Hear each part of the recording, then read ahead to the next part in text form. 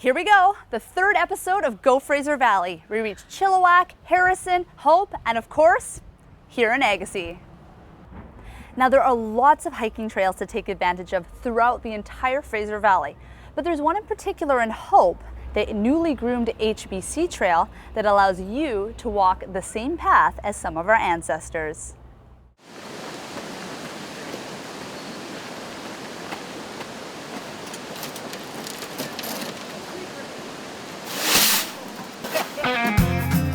It's probably one of the most important trails in the history of British Columbia, I think. It's the reason Fort Hope exists. And today, Fort Hope is the District of Hope.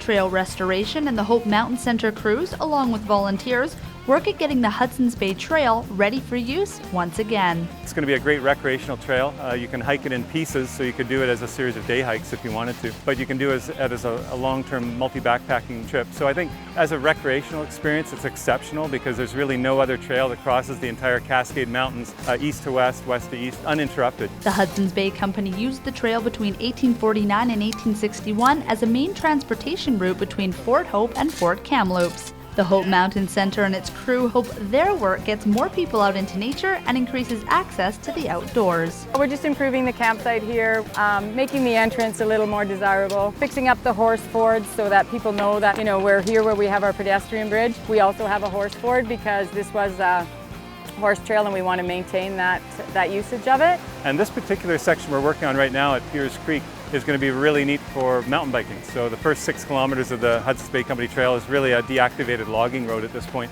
And so we've groomed the trail and trimmed back the veggies, so it's a nice place to ride. Not only does the Hope Mountain Center and its volunteers restore and preserve trails like the HBC Trail here for recreational purposes, they also do it for historical value. It's also important to the history of British Columbia and in fact the history of Canada. If the Hudson's Bay Company hadn't operated this trail for over a decade, they wouldn't have been able to make such a strong sovereignty claim on this land, which became very important when the Americans and the British started to negotiate the 49th parallel. Thanks to volunteers, organization, and private funding, the HBC Trail restoration was completed along the east side of the trade route, and now grooming along the west side finishes the project that began in 2009. For thousands of years, it had been a regularly used First Nations route, and in fact, this route was shown to the Hudson's Bay Company by First Nations guides. But following the departure of the HBC, First Nations continued to use it. Lots of miners and prospectors used it as a way to connect to some of their mine sites and just prospecting in the area. They used the Hudson's Bay Company Trail for decades afterward. And now you too can enjoy the trail many years after our ancestors.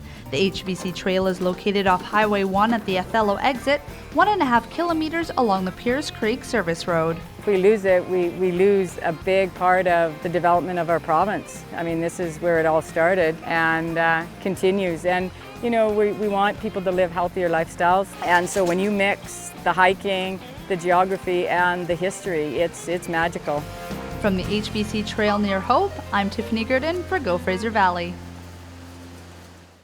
To get more information on the HBC trails and to get maps of where they lead, you can visit Hope Mountain Center's website at hopemountain.org.